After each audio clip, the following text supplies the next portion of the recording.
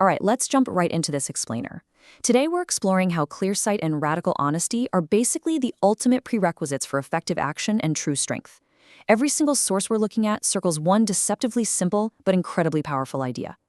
And it's this: you absolutely cannot act rightly in a situation if you refuse to see it clearly.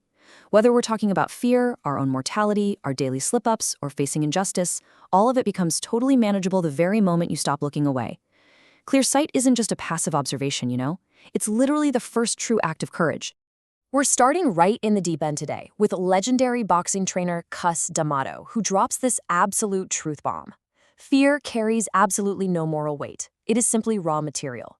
When you feel that tightness in your chest or that drop in your stomach before a big moment, you aren't doing something wrong. You're just experiencing a biological surge. Avoidance is the enemy here, not the fear itself. The stark realization is that the internal feeling is absolutely identical for both the hero and the coward. I mean, think about how that completely changes how we view bravery. We kind of grow up thinking heroes are just these fearless beings, but D'Amato is telling us that the only difference between cowardice and heroism is the execution. It's entirely about what you choose to build with that exact same surge of energy.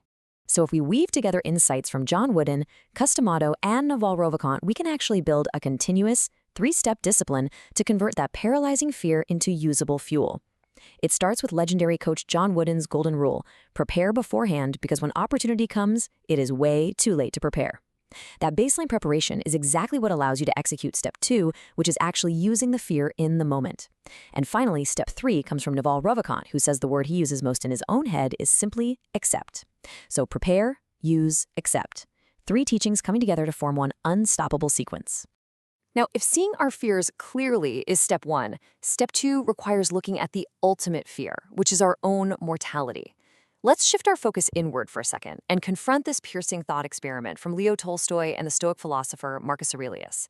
It totally strips away all the trivial stuff to reveal what actually matters. Honestly, reckoning with death like this isn't morbid, it's incredibly clarifying. If you have these 2 huge abysses of eternity behind you and before you, does it really matter if you live 3 days or 3 centuries? What actually matters is how you act right now, entirely devoid of the applause of an audience. Let me ask you this. If you knew the clock was running out tonight, would you still be doing what you're doing right now? Would your actions change if no one would ever know what you chose to do on your final evening? That gap between who you are in the dark and who you pretend to be in the light is exactly where a lack of integrity lives. True clarity comes from dissolving that gap completely and answering C.S. Lewis's call to do the right thing simply because it is right. Ask yourself this powerful follow-up question from Marcus Aurelius. It's a great way to ensure you aren't just inventing things to do to avoid doing the truly important work of living. He advises us to just stop whatever we're doing for a moment and run it through this filter. As the philosopher Anthony de Mello pointed out, salvation doesn't come from doing more or striving harder. It comes from seeing accurately. It's like finally realizing that the terrifying snake you're backing away from is actually just a coiled up piece of rope on the ground. Okay, to see how this internal honesty can completely rewire our external environment, look no further than this bizarre little architectural quirk in 1973 Amsterdam. This perfectly takes everything we've just discussed about seeing reality clearly and applies it structurally. Researchers looked at a suburban neighborhood where all the houses were virtually identical except for one tiny, almost unnoticeable difference regarding their electric meters. Get this. The residents who had the meter installed right in their entrance hall used a massive 1/3 less electricity than their neighbors, whose meters were hidden away down in the basement. Nobody in those entrance hall houses was inherently a better or greener person. They just couldn't ignore the meter, staring them right in the face every single time they walked in the door.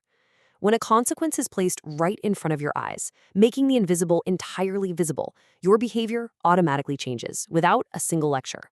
Let's take that concept of clear visibility and apply it to how we handle our own personal failures. Sports psychologist Bob Rotella reminds us that when we slip up, like, say, hitting a golf ball into the rough, indulging in denial or despair does absolutely no good. Author Ryan Holiday compares this to being on a diet. You know, you slip up slightly and suddenly you're justifying eating an entire sleeve of Oreos. We've all been there. It happened. You can't undo it. But defaulting to anger, fear, whining, or cheating, that only blinds you to the actual solution. Instead, Michael Jordan demands we choose the much harder middle path. Neither Jordan nor Rotella accept the easy exits of making excuses or spiraling into despair. To respect losing means to look it right in the eye, acknowledge exactly what went wrong without flinching, and then consciously make a fresh choice for the very next play. You have to see the failure clearly, respect it, and get right back to work. Now, expanding outward to how we interact with our community and our adversaries, there's this remarkable chain of historical voices that all converge on the idea that real strength resolves situations rather than crushing people. When we think of power, we usually picture dominance or force, right? But the sages throughout history argue the exact opposite. They say that if you have to resort to cruelty or unbridled aggression, you're actually operating from a place of profound weakness and blindness. Sun Tzu captures this concept perfectly, teaching us that true power absolutely doesn't need to prove itself through brute force. If you can clearly see the board, understand the motivations of your adversary, and accept the reality of the situation, you can dismantle resistance entirely. That is the true acme of skill. It's a strength so complete and so grounded that it doesn't even need to throw a single punch. It's actually incredible to see how these radically different historical figures all converge on this exact same point. Strength comes from an indomitable will, not physical capacity. Lao Tzu tells us water wears away the unyielding rock. Buddha says non-hatred alone appeases hatred. Jesus says turn the other cheek.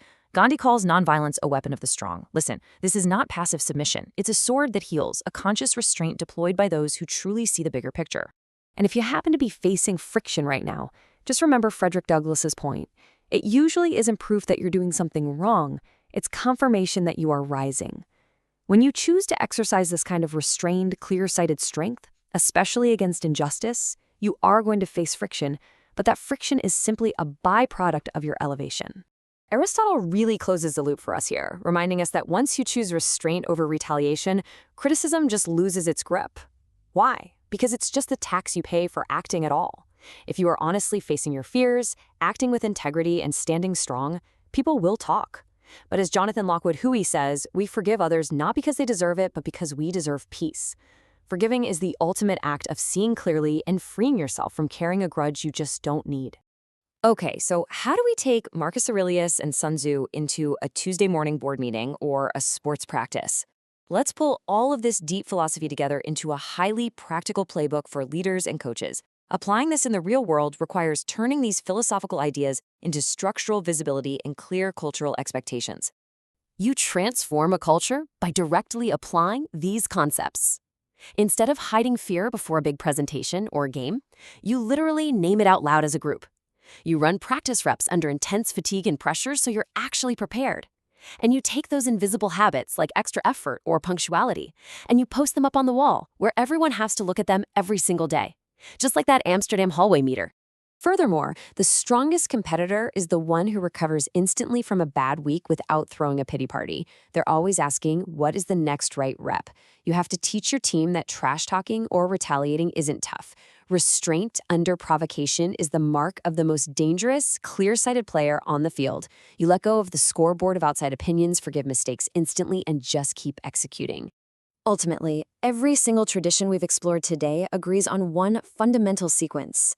Clear sight must come first, and right action will follow. See the fear and use it. See the mistake and correct it. See the person standing in front of you and forgive them. It really isn't about being perfect. It's about refusing to look away from reality. Because right now is the only time you ever actually have. So what are you going to choose to do with it? The clock is always running down. We've seen the mechanics of fear, the power of visibility, and the undeniable strength of restraint. The raw material is in your hands right this second. The only question left is, will you choose to do good now?